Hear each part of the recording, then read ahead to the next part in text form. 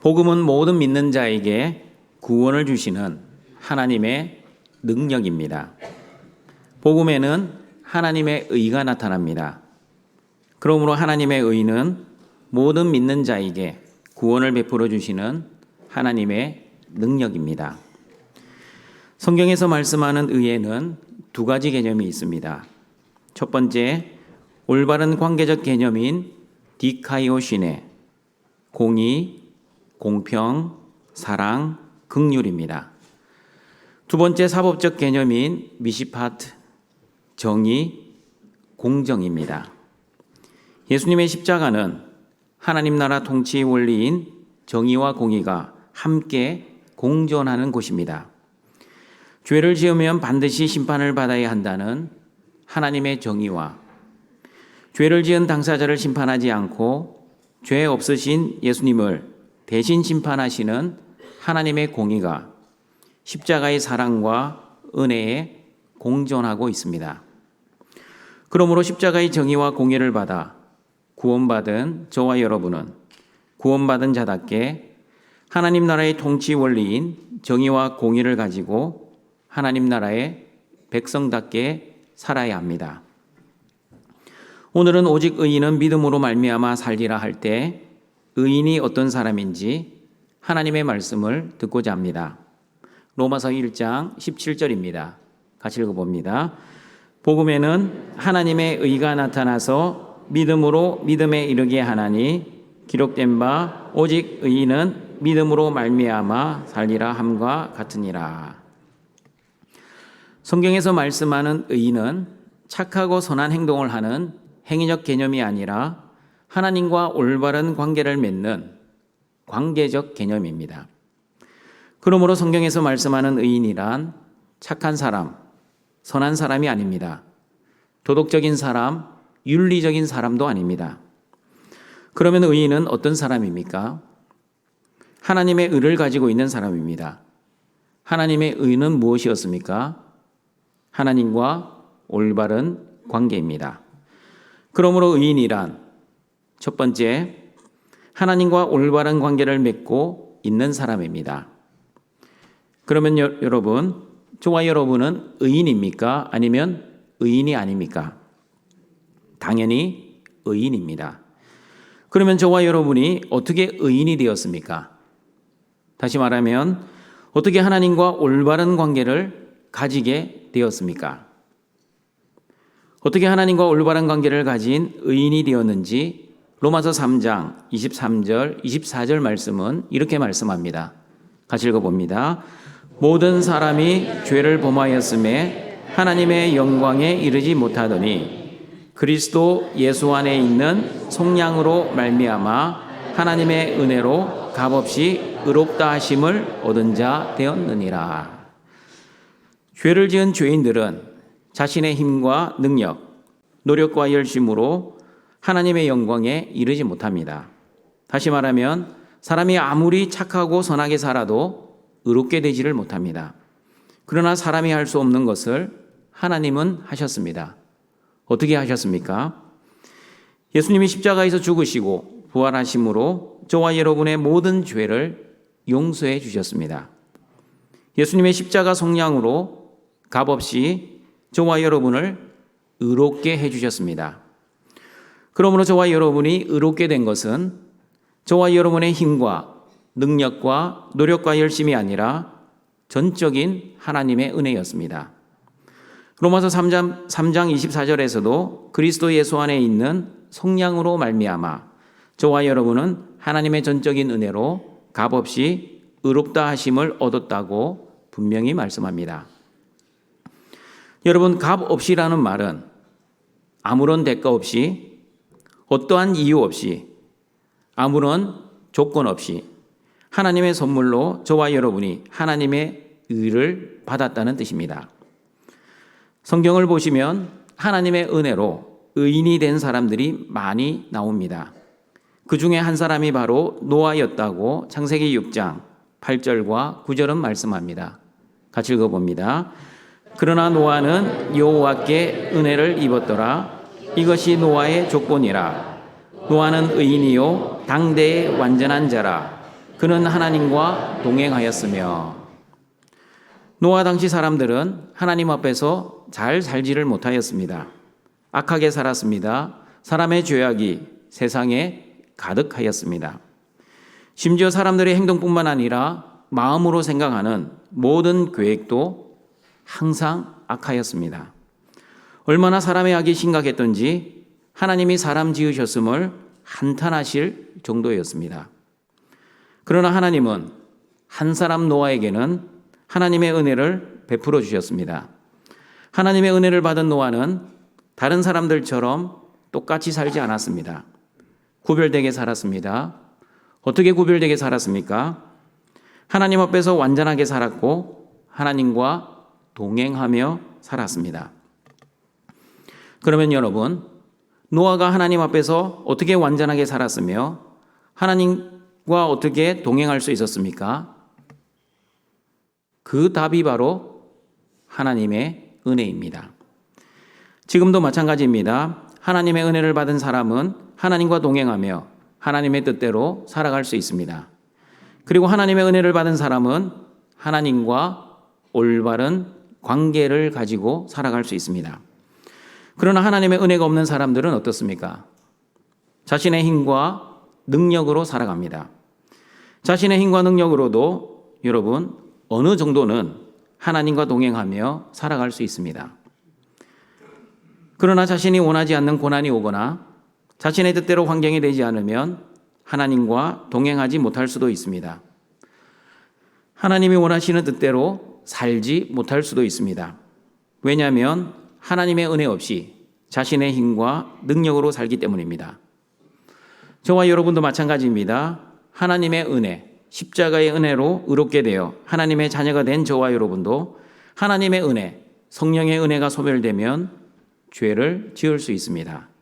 하나님의 뜻대로 살지 못할 때도 있습니다. 그러나 여러분, 성령 충만할 때는 절대 죄를 지을 수 없습니다. 왜 지을 수 없습니까?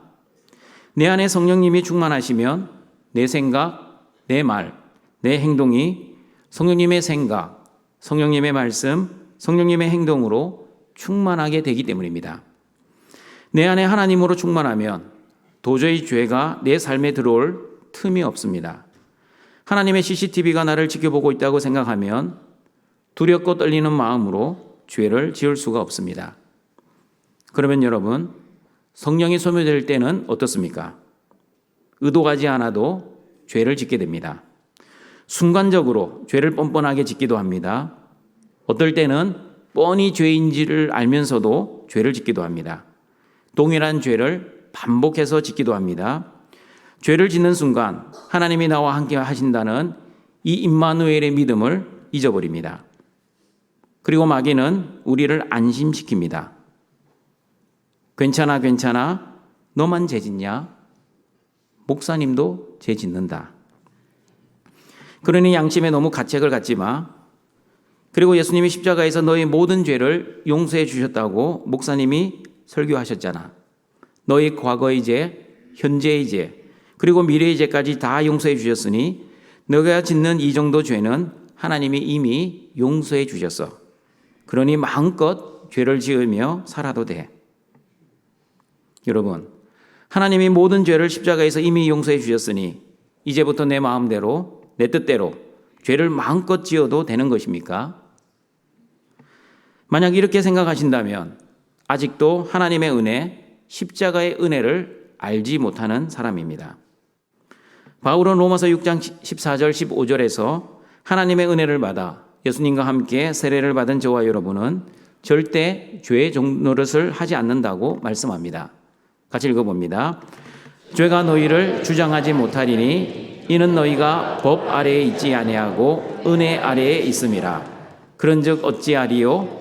우리가 법 아래에 있지 아니하고 은혜 아래에 있으니 죄를 지으리요? 그럴 수 없느니라. 그러므로 등청가족 여러분, 하나님의 은혜를 받아 하나님과 동행하고 하나님의 뜻대로 완전하게 살았던 노아처럼 저와 여러분도 하나님의 은혜를 받은 자답게, 은혜신 자답게 하나님의 말씀과 하나님의 뜻대로 살아야 합니다. 그러므로 어떠한 고난과 어려움 속에서도 하나님이 주신 은혜로 하나님과 동행하며 하나님과 올바른 관계를 가지고 살아가시기를 바랍니다. 두 번째 의인은 하나님이 주신 믿음을 선물로 받은 사람입니다. 로마서 1장 17절 말씀 다시 읽어보겠습니다. 복음에는 하나님의 의가 나타나서 믿음으로 믿음에 이르게 하나니 오직 의인은 살리라 함과 같으나니라. 의인은 믿음을 가진 사람입니다. 그러므로 의인은 믿음으로만 살아야 하는 사람입니다. 그러면 여러분, 의인이 가지고 있는 믿음은 누가 주셨습니까? 누가 주셨는지 에베소서 2장 8절과 9절은 이렇게 말씀합니다. 같이 읽어봅니다. 너희는 그 은혜에 의하여 믿음으로 말미암아 구원을 받았으니 이것은 너희에게서 난 것이 아니요 하나님의 선물이라. 행위에서 난 것이 아니니 이는 누구든지 자랑하지 못하게 함이라. 여러분은 언제 하나님의 은혜를 받았다라고 말을 하십니까?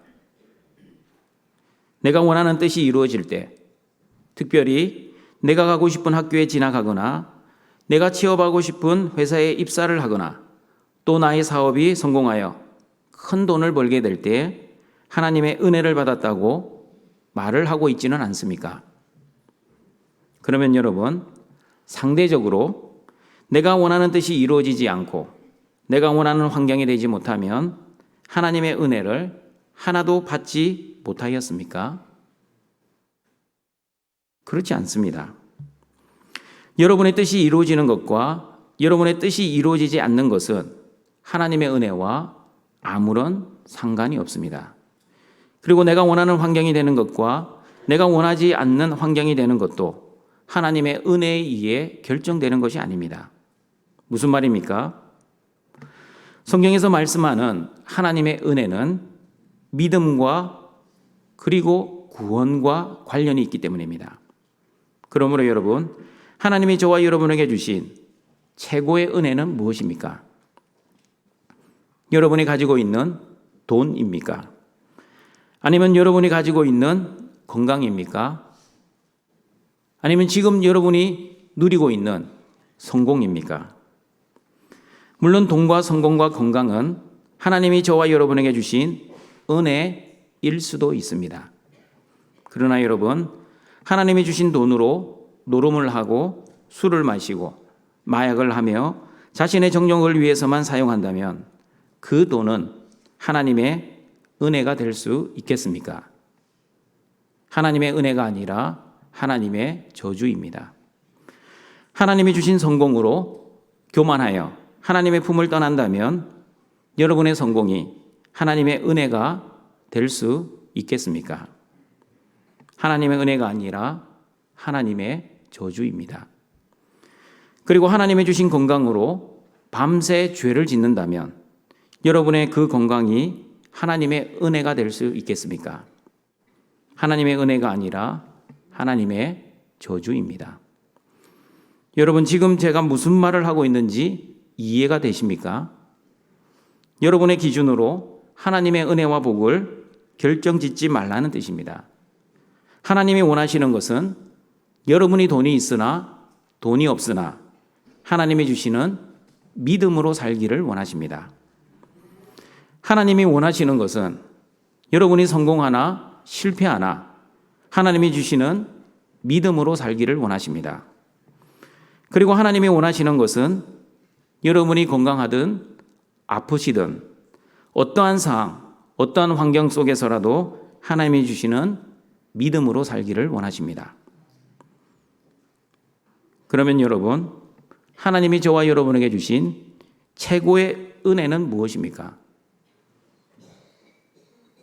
예수 그리스도입니다.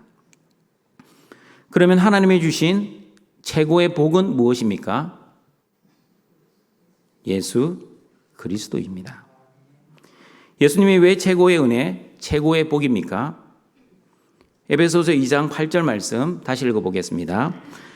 너희는 그 은혜에 의하여 믿음으로 말미암아 구원을 받았으니 이것은 너희에게서 난 것이 아니요 하나님의 선물이라. 예수님이 하나님이 주시는 최고의 은혜, 최고의 복인 이유는 예수님을 믿음으로 말미암아 구원을 받았기 때문입니다. 여러분 진지하게 생각해 보십시오. 저와 여러분이 하나님으로부터 받은 많은 은혜와 복 가운데 구원보다 더 큰 은혜, 영생보다 더 큰 복이 과연 있습니까? 아무리 많은 돈을 받는다 해도 구원이 돈보다 비교할 수 없을 정도로 더 귀합니다. 아무리 이 땅에서 건강해도 천국에서 누릴 영생에 비교하면 아무것도 아닐 것입니다. 아무리 성공해도 하나님 나라에 들어갈 수 없다면 그 성공은 한시적인 성공에 불과합니다. 그러므로 진짜 성공은 하나님으로부터 믿음의 선물을 받아 믿음으로 살다가 그리고 믿음으로 잘 죽어 하나님 나라 천국에서 영원한 생명과 영원한 안식을 누리는 것입니다. 그러므로 여러분, 돈과 건강과 성공보다 하나님이 주시는 구원이 더 소중하다고 생각하는 것은 하나님이 주시는 믿음에서 나오는 생각입니다. 그리고 나의 행위로 구원받는 것이 아니라 예수님을 나의 주와 그리스도로 믿는 믿음으로 구원받는다는 것도 하나님이 주시는 믿음입니다. 그러므로 저와 여러분이 의인이 되는 비결은 하나님이 주시는 믿음으로 예수님을 나의 주와 그리스도로 믿는 것입니다. 그러나 유대인들은 의롭게 되고 구원받기 위해서는 율법을 철저하게 지켜야 한다고 믿었고 그 믿음대로 열심히 말씀을 순종하며 살았습니다. 그러나 여러분, 율법을 지켜서 구원받는 믿음은 하나님이 주신 믿음이 아니라 자신들이 생각한 믿음이었습니다. 하나님이 율법을 주신 목적은 율법을 통해 죄를 깨달으라고 주셨는데 유대인들은 율법을 지켜서 구원을 받을 수 있다라고 믿었습니다. 그리고 율법을 지켜서 의롭게 되고 구원을 받는다는 믿음대로 율법을 철저히 지키려고 노력도 했습니다. 그러나 노력은 가상했지만 율법을 온전히 지킬 수 있는 능력이 유대인들에게는 없었습니다. 그리고 자기도 지키지도 못하는 율법을 다른 사람들에게 율법을 지켜야 구원을 받을 수 있다고 잘못 가르쳤습니다. 예수님은 이 유대인들의 모습을 소경이 소경을 인도하는 모습이라고 말씀하셨습니다.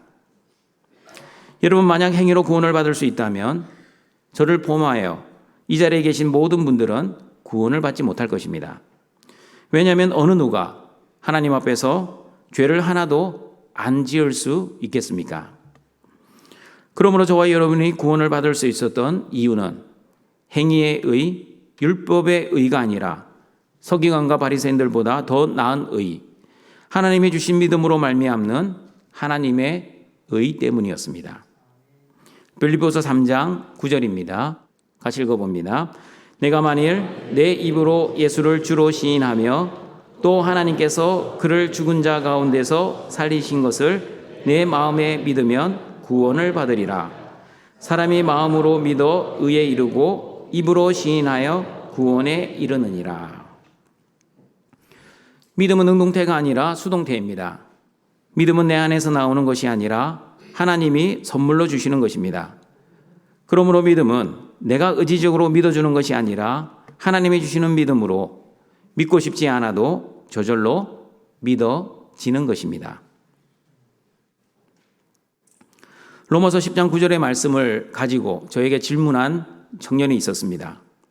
목사님, 믿음은 능동태가 아니라 수동태라고 하셨는데 로마서 10장 9절의 말씀을 보시면 내 입으로 예수를 주로 시인하면 구원을 받을 수 있다고 분명히 말씀하지 않습니까?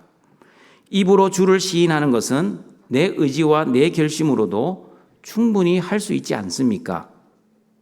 라고 질문을 했습니다. 물론 여러분, 자신의 입술로 자신의 결심과 의지로 예수님을 주로 고백하고 시인할 수 있습니다. 그러나 이 믿음은 하나님이 주시는 믿음이 아니라 가짜 믿음입니다. 어떻게 알 수 있습니까? 내가 원하지 않는 고난을 당해보면 알 수 있습니다. 내가 싫어하는 환경이 되면 알 수 있습니다. 무엇보다도 죽음 앞에 서보면 본인의 믿음이 진짜 믿음이었는지 아니면 믿어주는 가짜 믿음이었는지가 정확하게 판가름이 날 것입니다. 고린도전서 12장 3절은 말씀합니다. 성령의 은혜가 아니면 예수님을 주라고 시인할 수 없다고 분명히 말씀합니다. 같이 읽어보겠습니다. 그러므로 내가 너희에게 알리노니 하나님의 영으로 말하는 자는 누구든지 예수를 저주할 자라 하지 아니하고 또 성령으로 아니하고는 누구든지 예수를 주시라 할 수 없느니라.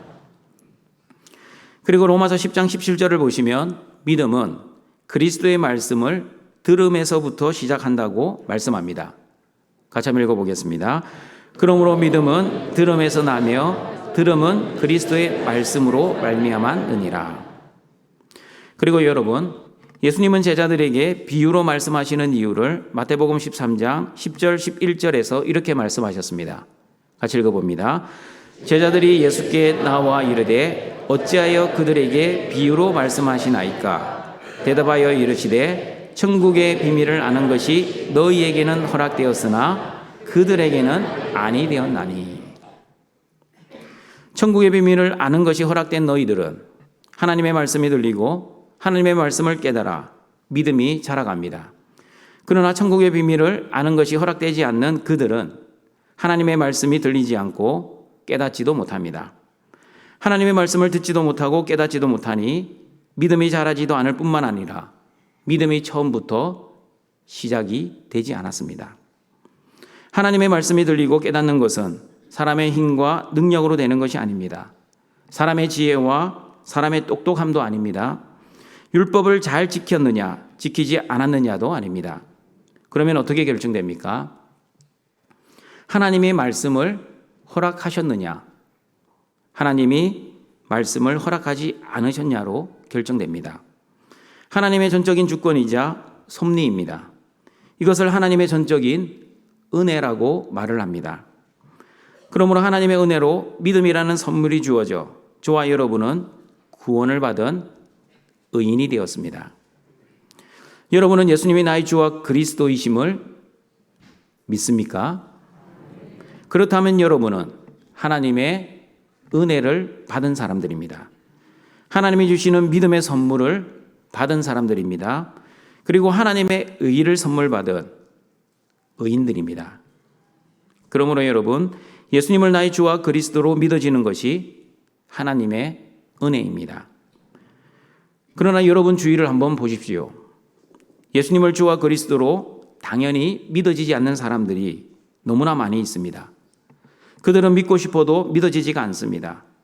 믿으려고 아무리 애를 써도 믿어지지가 않습니다.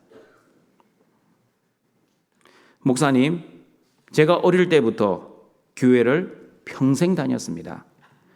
그런데 아직도 예수님이 믿어지지가 않습니다. 어떻게 해야 합니까? 교회를 오래 다녔기에 직분도 받았고 나름 열심히 충성을 하고 살아왔습니다. 그런데 지금 죽음 앞에 서보니 구원의 확신을 하지 못하겠습니다. 목사님, 제발 도와주세요. 죽음 앞에서 진정으로 자신이 믿음이 없다는 것을 발견한 한 성도의 안타까운 외침이셨습니다. 등촌가족 여러분, 믿음은 목사인 제가 드릴 수 있는 것이 아닙니다. 하나님만이 주실 수 있습니다. 성령께서 마음의 문을 열어 예수님을 주와 그리스도로 믿어지게 해주셔야지 사람이 억지로 마음의 문을 열 수가 없습니다. 물론 여러분, 믿음의 선물을 달라고 하나님께 기도는 해야 합니다. 그러나 믿음의 선물을 주시는 분은 오직 하나님이심을 믿어야 합니다. 다시 물어봅니다. 여러분은 하나님이 주시는 믿음으로 예수님을 나의 주와 그리스도로 믿을 수 있는 그 믿음의 선물을 받으셨습니까? 하나님이 주신 믿음의 선물에 그러면 감사하시길 바랍니다.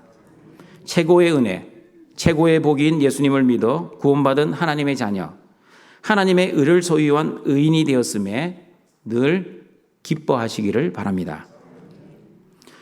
세 번째 의인은 하나님을 주인으로 모신 믿음의 사람, 그리고 세상이 감당하지 못하는 믿음의 사람입니다. 요한일서 3장 12절입니다. 같이 읽어봅니다. 가인같이 하지 말라. 그는 악한 자에게 속하여 그 아우를 죽였으니 어떤 이유로 죽였느냐? 자기의 행위는 악하고 그의 아우의 행위는 의로움이라. 가인은 악한 행위를 한 악한 사람이었습니다. 그러나 아벨은 의로운 행위를 한 의로운 사람이었습니다.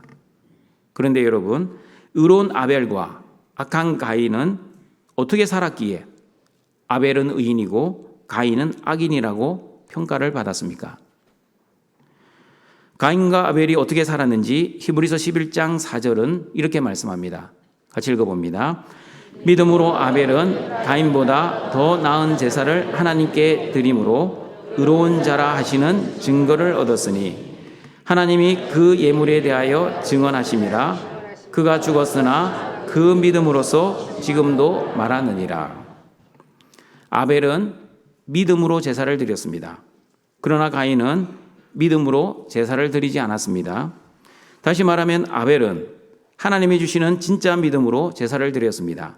그러나 가인은 하나님이 주시지 않는 가짜 믿음으로 제사를 드렸습니다. 아벨은 하나님이 원하시는 방법과 하나님의 뜻대로 제사를 드렸습니다.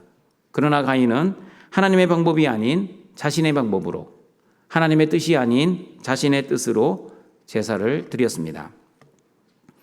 결국 아벨의 제사는 하나님이 주시는 믿음으로 드리는 하나님의 제사였지만 가인의 제사는 자신의 믿음으로 드리는 자신의 제사였습니다.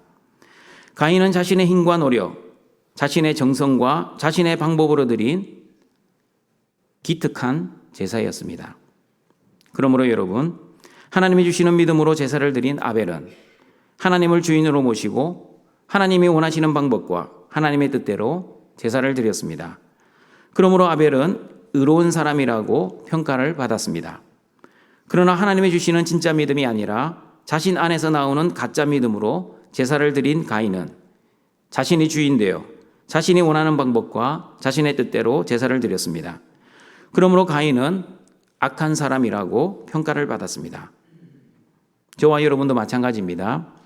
예수님이 주시는 진짜 믿음을 가진 의인들은 예수님을 주인으로 모시고 예수님이 원하시는 방법과 예수님의 뜻대로 살아야 합니다. 그러나 예수님이 주시는 믿음이 없는 악인들은 여전히 자신이 주인 되어 자신이 원하는 방법과 자신의 뜻대로 살아갈 것입니다. 그리고 여러분, 의인 노아가 어떻게 살았는지 히브리서 11장 7절은 이렇게 말씀합니다. 같이 읽어봅니다. 믿음으로 노아는 아직 보이지 않는 일에 경고하심을 받아 경외함으로 방주를 준비하여 그 집을 구원하였으니 이로 말미암아 세상을 정죄하고 믿음을 따르는 의의 상속자가 되었느니라. 노아는 하나님이 주시는 믿음이 있었습니다. 하나님이 주시는 믿음이 있었기에 노아는 하나님을 주인으로 모시고 하나님의 말씀대로 살았습니다. 여러분, 노아의 홍수 이전에 하늘에서 비가 내린 적이 있었습니까? 노아 홍수 이전에는 하늘에서 비가 내린 적이 한 번도 없었습니다. 그런데 하나님은 노아에게 말씀하셨습니다. 어떻게 말씀하셨는지 창세기 6장 13절 14절 말씀을 같이 읽어보겠습니다. 하나님이 노아에게 이르시되 모든 혈육 있는 자의 포악함이 땅에 가득하므로 그 끝날이 내 앞에 이르렀으니 내가 그들을 땅과 함께 멸하리라. 너는 고페르 나무로 너를 위하여 방주를 만들되 그 안에 칸들을 막고 역청을 그 안팎에 칠하라. 하나님은 노아에게 사람들의 포악함이 땅에 가득하므로 사람들을 심판하실 것을 말씀하셨습니다. 그리고 노아에게 방주를 만들 것도 말씀하셨습니다. 그 말씀을 들은 노아는 120년 동안 비도 오지 않는 산에서 방주를 만들기 시작했습니다. 사람들은 그런 노아를 보고 비웃었습니다. 한 번도 하늘에서 비가 내린 적이 없었기에 하늘에서 비가 올 것을 대비하여 방주를 만들고 있는 노아를 조롱하였습니다. 그들은 먹고 마시고 장가들고 시집가며 자신들의 일상의 삶을 살았습니다. 마태복음 24장 37절 39절을 보시면 노아 때 사람들이 어떻게 살았는지 알 수 있습니다. 같이 읽어보겠습니다. 노아의 때와 같이 인자의 임함도 그러하리라. 홍수전에 노아가 방주에 들어가던 날까지 사람들이 먹고 마시고 장가들고 시집가고 있으면서 홍수가 나서 그들을 다 멸하기까지 깨닫지 못하였으니 인자의 임함도 이와 같으리라. 여러분, 먹고 마시고 장가들고 시집가는 것이 종말의 징조입니까? 아니면 일상의 삶입니까? 일상의 삶입니다. 그러므로 노아의 홍수가 일어나기 전 세상이 끝날 것 같은 종말의 징조가 있었던 것이 아니었습니다. 사람들이 보기에는 그냥 일상의 삶을 살아가고 있었을 뿐이었습니다. 그러나 하나님 보시기에는 달랐습니다. 사람들의 죄악이 세상에 관영하였습니다. 마음에 악한 생각이 가득하였습니다. 하나님이 보시기에 세상에 사람 지으셨음을 매우 한탄하시고 근심하실 정도였습니다. 물로 세상을 심판할 결정을 하실 정도였습니다. 그러나 사람들은 깨닫지를 못하였습니다. 여러분, 노아 때 사람들이 왜 깨닫지를 못하였습니까? 하나님이 주시는 은혜와 하나님이 주시는 믿음이 없었기 때문입니다. 하나님이 주시는 은혜와 믿음이 없었기에 여전히 자신이 주인되어 자신의 뜻을 위해서만 살았습니다. 먹고 마시고 장가가고 시집가고는 자신의 생존의 일에만 몰두를 하였습니다. 그러나 하나님의 은혜를 입은 노아, 하나님이 주시는 믿음이 있었던 노아만이 하나님의 말씀을 듣고 하나님의 뜻대로 방주를 준비하며 살았습니다. 세상에 임할 심판을 준비하며 살았습니다. 사랑하는 등촌가족 여러분, 여러분은 어떠하십니까? 하나님이 주시는 믿음으로 예수님의 재림을 준비하고 살아가고 있습니까? 아니면 천년만년 이 땅에서 살 것 같이 생각하며 예수님의 재림과 자신의 죽음을 준비하지 않고 살아가고 있습니까? 하나님이 주시는 믿음의 사람, 다시 말하면 예수님을 주인으로 모시고 살아가는 의인들은 하나님 만날 준비를 하고 살아야 합니다. 내일이라도 예수님이 재림하실 수 있다는 믿음으로, 그리고 오늘 저녁이라도 나의 죽음이 올 수 있다는 믿음으로 하나님을 만날 준비를 하고 살아야 지혜 있는 사람, 믿음이 있는 사람입니다. 죽음이 끝이 아니라 하나님 나라에서 영원한 생명과 영원한 안식이 기다리고 있다는 믿음이 있는 사람들은 그러면 어떻게 살아야 합니까? 하나님이 주시는 믿음으로 살았던 많은 믿음의 선진들처럼 살아야 합니다. 믿음의 선진들이 어떻게 살았는지 히브리서 11장 36절과 38절 말씀을 같이 읽어보겠습니다. 또 어떤 이들은 조롱과 채찍질 뿐 아니라 결박과 옥에 갇히는 시련도 받았으며 돌로 치는 것과 톱으로 켜는 것과 시험과 칼로 죽임을 당하고 양과 염소의 가죽을 입고 유리하여 궁핍과 환난과 학대를 받았으니 이런 사람은 세상이 감당하지 못하느니라. 그들이 광야와 산과 동굴과 터굴에 유리하였느니라. 여러분, 믿음의 의인들이 어떻게 살았습니까? 믿음의 의인들이 만사형통, 무병장수, 소원성취, 일치월창하며 살았던 것이 아니었습니다. 믿음의 의인들은 조롱과 채찍질, 결박과 옥에 갇히는 시련을 당하였습니다. 또한 믿음의 의인들이 돌에 맞아 죽었고 심지어 톱으로 켜서 죽었습니다. 그리고 겨우 목숨을 부지한 믿음의 의인들은 광야와 산과 동굴과 토굴에서 유리하며 살았습니다. 여러분은 이 말씀을 읽으면서 나도 예수님처럼 예수님을 믿으면 저렇게 가려드리십시오. 설교 시간에 이런 단어를 써서 죄송합니다. 나도 예수님 믿으면 저렇게 개고생하다가 죽겠구나 라고 해석하고 적용하십니까? 아니면 하나님, 나도 저 믿음의 선진들처럼 하나님이 주시는 믿음으로 저는 고난과 죽음이 있다 할지라도 세상이 감당하지 못할 믿음의 사람이 되게 해주십시오 라고 기도하십니까? 등청가정 여러분, 내 안에서 나오는 가짜 믿음이 아니라 하나님이 주시는 진짜 믿음을 가진 의인이라면 당연히 하나님이 주시는 은혜의 선물인 믿음으로 예수님을 주인으로 모시고 예수님의 뜻을 위해 살아야 합니다. 예수님의 뜻이 비록 고난과 핍박 그리고 죽음이라 할지라도 그 주인의 뜻에 순종하며 살아야 합니다. 거부할 수 없는 하나님의 은혜와 하나님의 주시는 믿음으로 세상에서 구별된 하나님의 자녀 그리고 세상이 감당하지 못하는 믿음의 사람으로 승리하시는 모든 등촌의 가족들이 되시기를 바랍니다. 말씀을 정리하도록 하겠습니다. 성경에서 말씀하는 의인이란 착하고 선한 사람이 아닙니다. 도덕적이고 윤리적인 사람도 아닙니다. 그리고 말씀을 잘 순종하는 종교적인 사람도 아닙니다.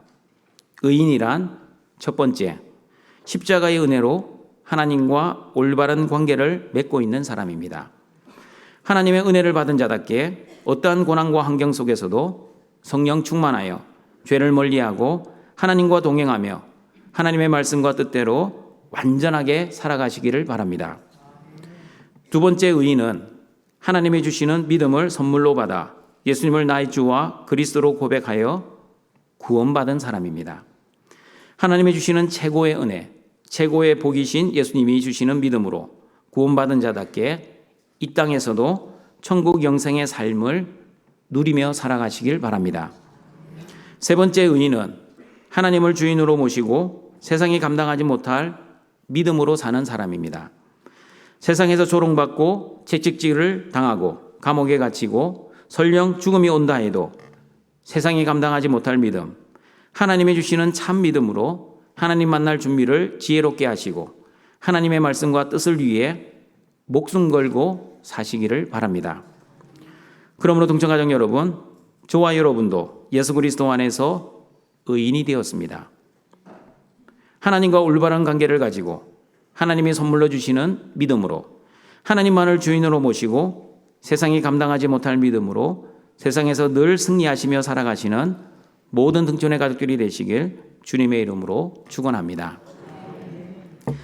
사랑과 자비가 풍성하신 하나님 아버지, 예수님이 십자가에 죽으시고 부활하심으로 허물과 죄로 이미 죽은 죄인들을 하나님의 자녀 삼아주시고 오늘도 영과 진리의 예배자로 불러주시니 감사합니다. 하나님의 전적인 은혜를 받아 하나님과 동행하며 하나님의 뜻대로 살았던 노아처럼 등촌의 모든 가족들도 하나님께 받은 은혜를 따라 살아가는 은혜 신자가 되어 하나님의 말씀과 하나님의 뜻을 위해 살아갈 수 있게 하여 주시옵소서. 그리고 하나님이 주신 믿음으로 예수님이 하나님이 나에게 주신 최고의 은혜, 최고의 복이심을 믿는 믿음으로 예수님 안에서 천국의 영생의 삶을 누리며 살아갈 수 있게 하시고 하나님만을 주인으로 모시고 세상이 감당하지 못할 믿음으로 고난과 핍박의 현실 속에서도 하나님의 뜻에 순종하는 의인답게 살아가는 우리 모든 등촌의 가족들 되게 하여 주시옵소서. 예수님의 이름으로 기도드립니다. 아멘.